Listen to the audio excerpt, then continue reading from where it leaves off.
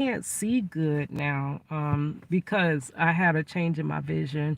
I do have an eye appointment next week, um, but I can't really see the. Let me see. Let me get these reading glasses. So I can't really see the words. Shoot.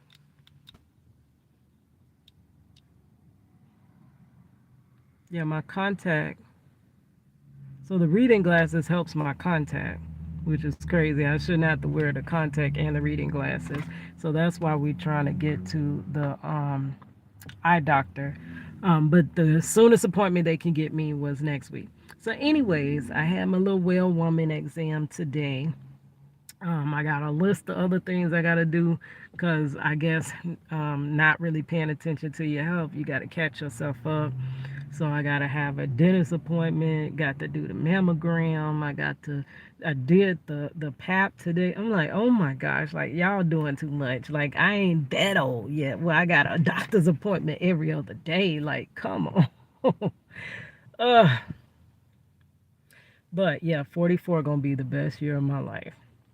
Okay, so I was gonna let me crack this window because it is hot. It's hot. It's Florida hot. Our temperature's starting to change, guys. So, anyways, this is the week 2 going into 3 of being out the hospital. Um, Ketoacidosis thrown straight into finding out I'm diabetic. I'm like, girl, where that came from like that?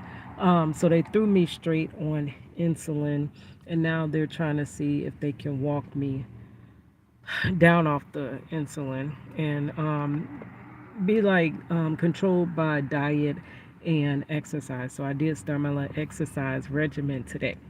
But anyways, I wanted to tell the story time of going to the hospital.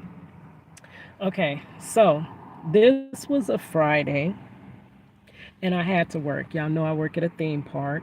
I was the day before, what did I do? I don't know, but I was doing the most. I know the day before, I think I was trying to go to the theme park with my daughter, but it didn't work out. They didn't give me the day off. So I've been ripping and running like I always rip and run. Cadillac don't never park, don't never take a foot off that gas. I just be pushing that gas, trying to get through, the day, trying to do everything. Be grandmama, be mother, be auntie, be prison wife, be the artist, be everything. The creative. Like I'm trying to vlog, I'm trying to do this, I'm trying to do that. I be ramming it, and I have been doing that for a couple of decades. So I was doing the most as usual, and what happened was the next day they had I went to a doctor's appointment, well, a phone visit, and they were like, your sugar's really high. I had the high A1C, which I do believe is a false kind of A1C. Because of the dehydration and the high sugar count, low water count, gave a high A1C. It was very alarming to my doctors, and they were like, we got to start you on medicine right now. And then also, I was told I had the stomach flu 3 months prior, and I was never able to rehydrate myself. And I was told that I would not get rehydrated until the sugar levels are under control. I told my daughter that, and then my daughter's next move was, well, you're going to the emergency room. So the next morning when I woke up, she was like, Mom, when I get home, I'm going to, because I think she was at school, she was like, you're going to the emergency room. And I'm like, for what? And no, I'm not. I have to work tonight. I'm scheduled to work. It's not even like no, I'm not. And then she's like, yes, you are. And I'm like, okay. So she says, well, find out how much you have to pay for an ER visit. And so I find out it's $175. That really is going to detour me because I don't have no $175 to be going to no emergency room. So my daughter's like, Mom, I'll pay for it. Go ahead, you're going to go. And I'm like, okay, well, and she's like, I'm like, why am I going to the emergency room? And she's like, well, because they can actually hydrate you.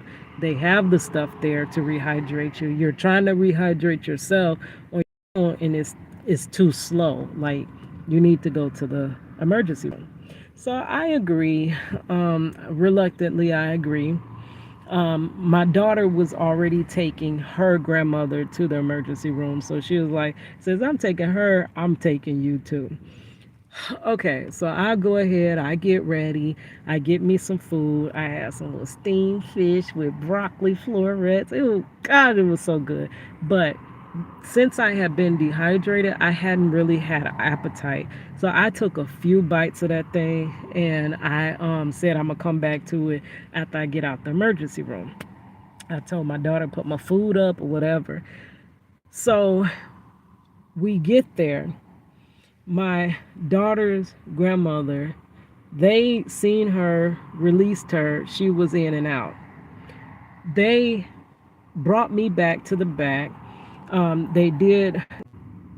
They pulled blood, and I had told them the whole thing that I had got dehydrated. I can't get myself back hydrated, and I gave them the whole spiel. But the ER doctor was looking at me like, "Girl, whatever." So my daughter was like, they probably finna let you go. They're not even gonna do the IV because the IV could have rehydrated you and stuff. I think he's just gonna let you go.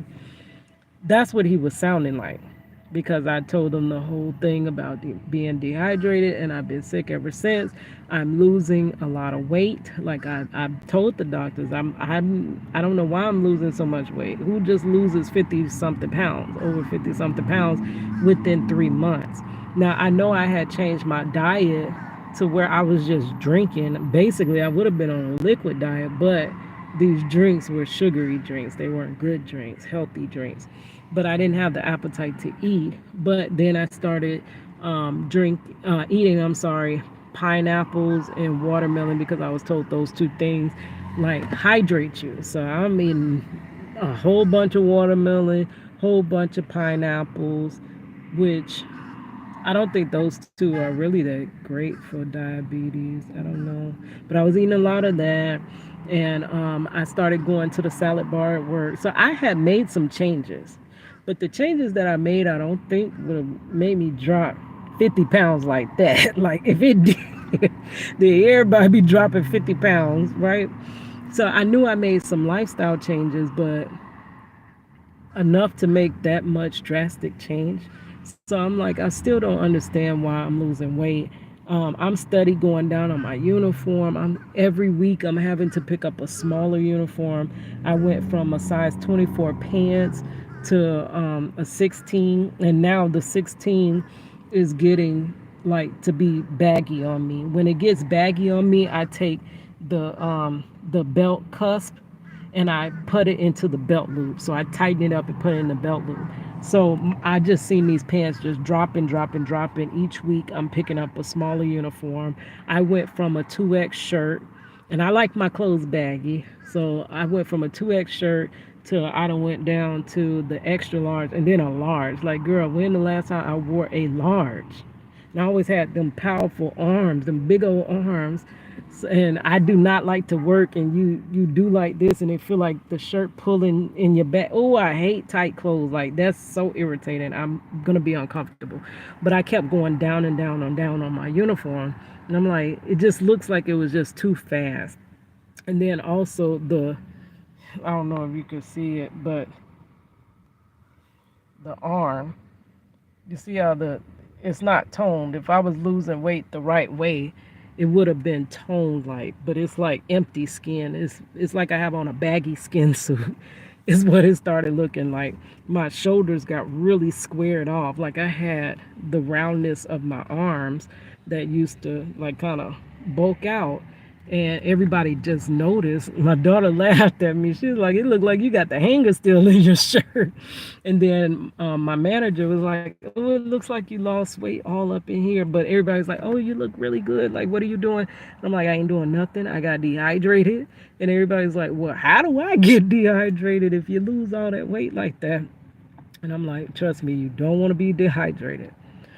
So I tell the ER doctor that, and it basically felt like he would brush me off, like, "Yeah, girl, dehydration, don't do that to you." But whatever you say, they pulled blood, and when he came back, it was like his demeanor was so different. He comes back in when the blood work comes back, and he's like, "Are you okay?" And I'm like, "Yeah, like you literally just left at like this little girl, you don't know what you're talking about you, and now you're coming back and you're concerned." I'm like, "Yeah, I'm fine." Like, what? And he's like, "We're gonna admit you." And now, mind you, as soon as my daughter made the $175 little co-payment, that is when they said they were gonna admit me. Because before they kept sending links to my phone, and my daughter rushed me out before I can grab my contacts. I am legally blind. I have something called keratoconus, and I have special made contacts. But I could not get my contact before we ran out the door, and she didn't want to wait. So I'm thinking, I can't see my phone, so I'm telling my daughter, "I need you to read it, go to the link or whatever." And the lady that does like the office stuff, the financial, she just kept coming in. "Did you get the link? Did you get the link? Did you get the link?" And the moment my daughter pushed pay, that's when they rushed back in and said, "We're keeping you." Because had they said that any sooner, like literally, it wouldn't have been an ER visit, so I wouldn't have paid the 175 for ER. So she would have kept that. I just would have been billed. You know what I'm saying? So it was like the moment, like she was almost trying to get me to pay it before they admitted me, so it can go from an ER visit to a hospital visit, right?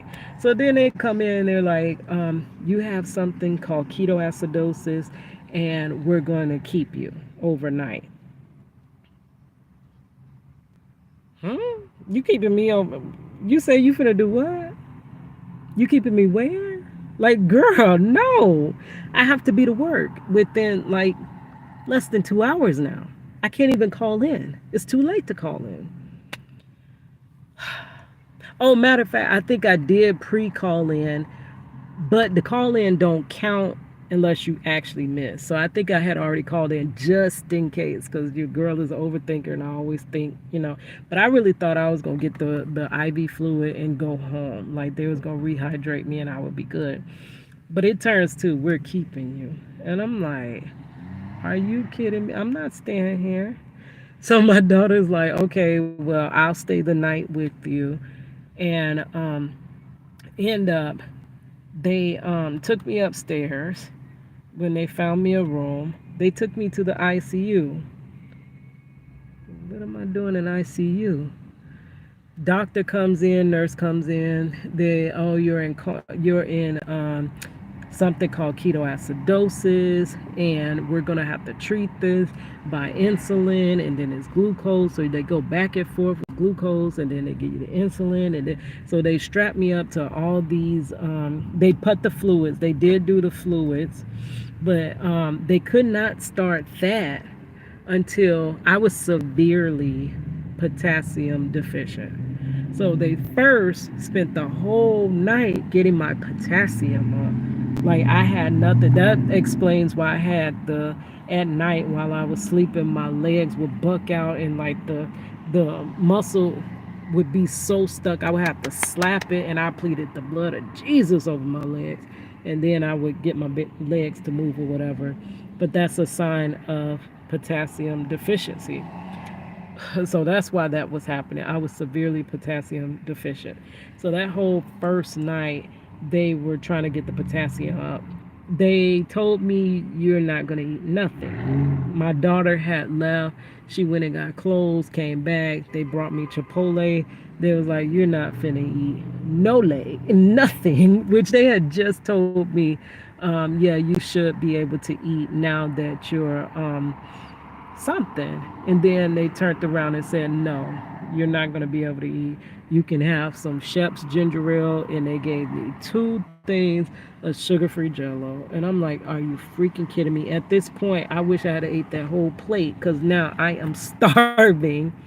and that's all I ate today. And it was just a couple of bites. So they was like, no, you're not gonna eat tonight. My daughter went home, got her clothes, and she came back. She spent the night with me. It was very terrifying because first I'm like, why am I in ICU?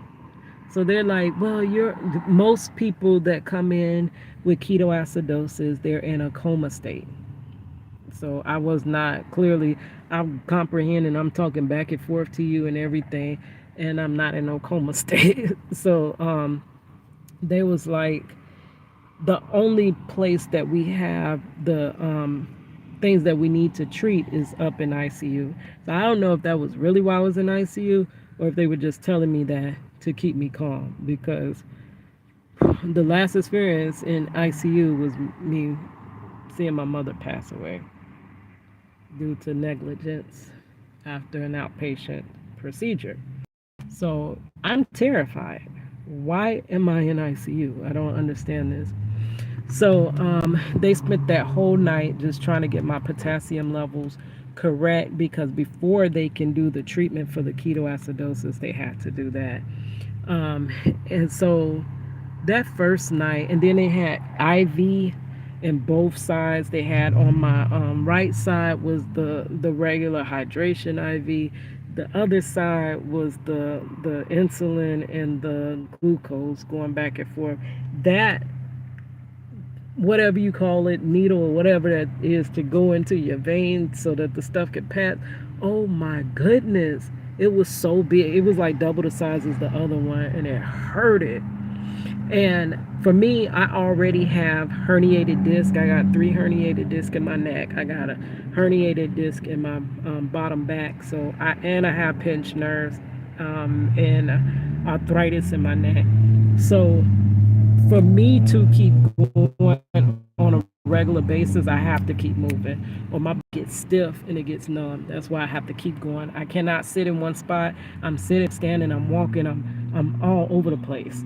And that's how I keep going. So imagine a person that has to keep moving, just being sat in a bed. Just sit in the bed. And I usually sleep on my stomach. I cannot sleep on my back, and the bed is not made for you to sleep on your stomach in the hospital. And also I have these IVs hooked to both arms. Anytime I move, like do anything, I can't even bend my arm. When I would bend my arm, it'll go beep beep beep beep. So I'll find a comfortable, well, not really comfortable, but somewhat comfortable on the other side, and then that one goes beep beep beep beep beep. So I'm literally having to sit with my arms straight out and just sit there. I was so freaking miserable.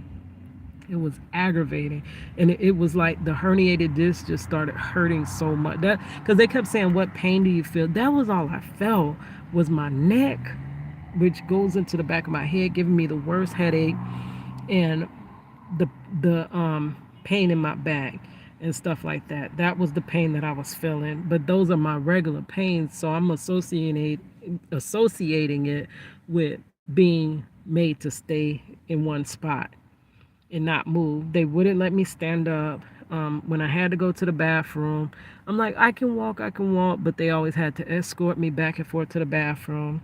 So crazy.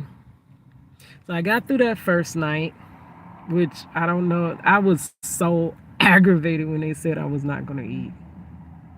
So then they were like, well, you probably can eat once you're off of the ICU, once they move you down. So through the night, they kept saying that it's something called bicarb that was low. So they would get my bicarb up, but then it would drop back down. That was what the only thing that they said was holding me in ICU after all of that treatment with the insulin and the glucose and all of that. They said everything, all my function, they kept pulling blood. Everything came out fine. It's just that bicarb just keeps descending down. All the nurses were so nice. They were so nice. God had to specially send each one of them. And I actually prayed for anybody that came in contact with me that they would handle me the way that the Holy Spirit would handle me. Because you know how sometimes, like, I don't know. And I even watched this video from a nurse that was telling you things to do when you're in the hospital. Never go to the hospital alone. Never let your family go to the hospital alone. Never be like rude to the staff, which I'm not a rude person anyway, but you know, sometimes people get rude to get their way or get their point across, and it was like when you do that, what is this number that just keeps calling me? That's aggravating. I don't like unknown numbers. Who is this? I don't like that. Ugh. Okay, so it's hot. About the interruption. So, and now I got sidetracked. What was I saying?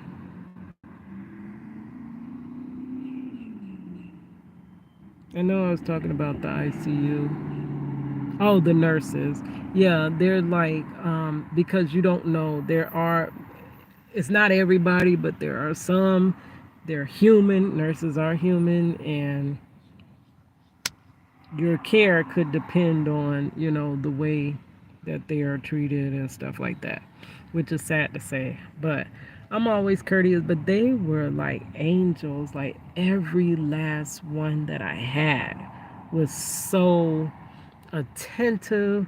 They were so caring. They were knowledgeable. They didn't care if I was asking a million and trillion and one questions. Um, it was crazy, and I felt bad for having them to keep coming in there for me to go to the restroom, but they wouldn't let me go by myself. So the next day comes, and I'm thinking I'm gonna get out of ICU in the morning because they was like, "You're doing good," but found out that the bicarb kept dropping. Overheard the nurse like, "Why didn't they just?" Because they was like, "The doctor's gonna just give you the bicarb." Um, and she's like, "Well, why didn't they just start giving it to her earlier? Why would they put her to wait this long like that?" So I'm thinking once they give me the bicarb, I'm good. They kept saying you may be out for ICU really soon in the morning. We're looking like you're getting out of ICU. So I just wanted to get out of ICU because I know you're not released straight to go home out of ICU. So I wanted to at least walk my level down to the next floor, so that we can hurry up and get me up out of here. Right? Because it was like if that bicarb doesn't stay up, you're gonna be right back here. So we need to get it up. So they finally started giving me the bicarb, and the bicarb had got it up. But morning came, and I was like, "Can I eat?" And they were like, "No." What happened? What you mean I can't eat? This the whole next day. I'm hungry. What do you mean? I need to eat. So they was like, "No, you can't eat. You have to basically get out of ICU before you can eat." And I'm like, "Hold on, get out of ICU." At this point, my whole mood changed. I was just irritated at that point. I'm like, it had been over 24 hours. I am hungry. I really didn't even eat before coming here. So at that point, they kept saying, "Oh, you might get out of ICU." And I said, "Don't, I'm fine. I'm here. I don't want my hopes raised just to drop them. I'm here in ICU." So finally they was like, "Yeah, you're definitely gonna get out of ICU today, but we thought it was gonna be in the morning."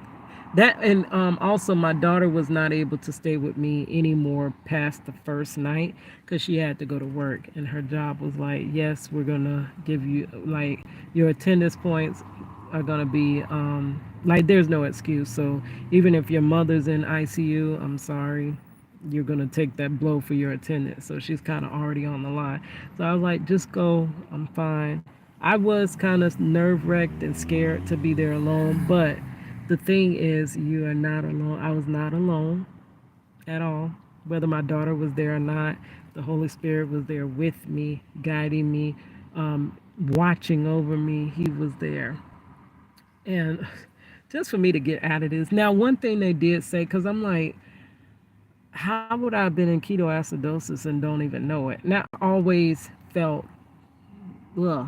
But that's how the doctor was explaining it, that you kind of been in this state for a long time. Usually a person, because I'm like, how do I avoid this happening again? She was like, honestly, you go from feeling fine to like all of a sudden you feel like, ugh. She said, you've been feeling like this, so you really wouldn't know the difference. And I'm like, yeah, I have been dragging. I have been. But I thought it was God just telling me to rest. Like ever since December, I thought literally, like I told you, I could not pull myself to finish the introverted rock stars drawing. And I'm like, I know I could have pulled through that. I know I could have got up and finished that. I had no energy. And after work, I only had enough energy, and work drained the living daylights out of me. So I really had no reserve energy. And that is because the sugar basically goes into the cells for energy, but in ketoacidosis, your body is not able to do that process. So your body's eating your fat, and it's eating your like stuff out of your body that's had messed up. Well, not completely messed up my muscles, but it's eating all of that, and it's causing your blood to become acidic. And then the blood being acidic is basically like throwing the pH off in the body. The body is just out of whack. You have to get the blood back to the right pH, and that's what they were trying to do. So I had been feeling bad, so I didn't have that rush of feeling bad, so I did not know. So I had to be in ketoacidosis for a long time. And the worst of the symptoms was over 2 months and something before. That's when I was on that plane. That's when I was coming home from Chicago. That's when I was really in ketoacidosis, like the highest of it. And it just, I stayed in that state, but I felt like I was getting better, but I wasn't. It was my body basically shutting itself down. It was shutting down. Once my body fat was gone, all the stuff in my muscles, they say muscles could come off the bone. Once that happened, it would have been the end. And I wouldn't even know. I'm just walking around just losing weight and can't get rehydrated, not thinking that is really, you're right at DEATH's door. Do y'all see how God just watched over me, preserved me, kept me, led me when I didn't even know what I was doing? And all the right decisions were made. So I was kind of over it because it was like I can't eat. I can't move. I'm aggravated. Only thing that kept me entertained through the whole thing was following the all of the case with Angie Stone. Like that's one of my favorite artists, neo soul, and I'm like, oh, so heartbroken. But then wanting justice for her, like if this is, literally injustice that happened to her. Y'all know how I feel about justice. Y'all know. So it kept me kind of entertained, but I was so aggravated. Um, so people started visiting the next day or the day after. My little niece and nephew came up there, my sister, my cousin, all my family was talking, like calling me, whether we were on talking terms or not. Family came through for me, and it was crazy.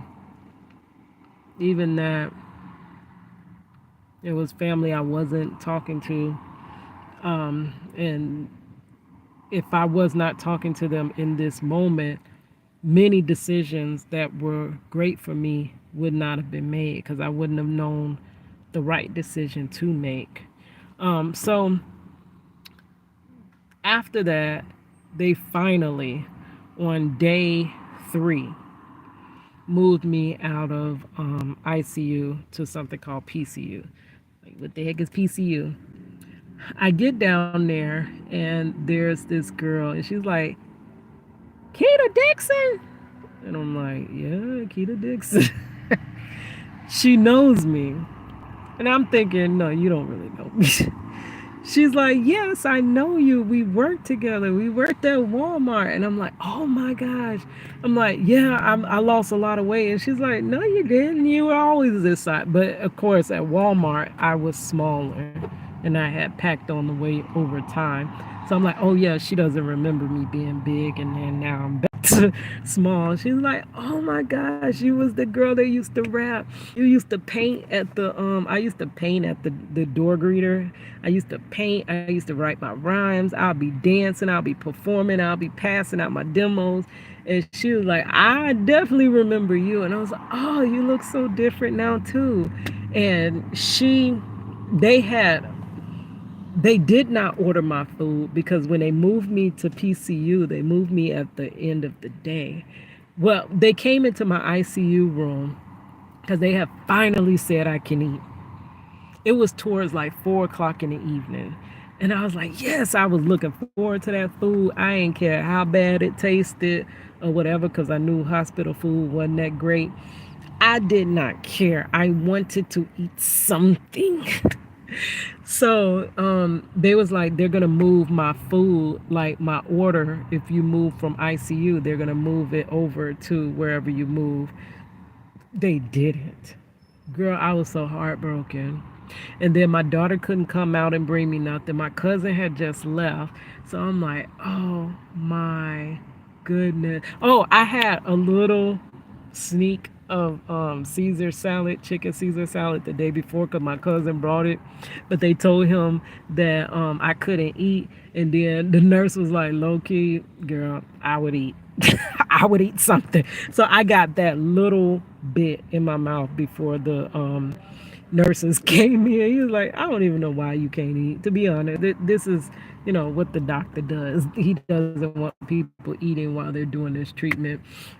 I guess they said because it was more difficult. They did tell me that when you're eating, because they want to see what the sugars is without eating, it's harder to monitor with you eating.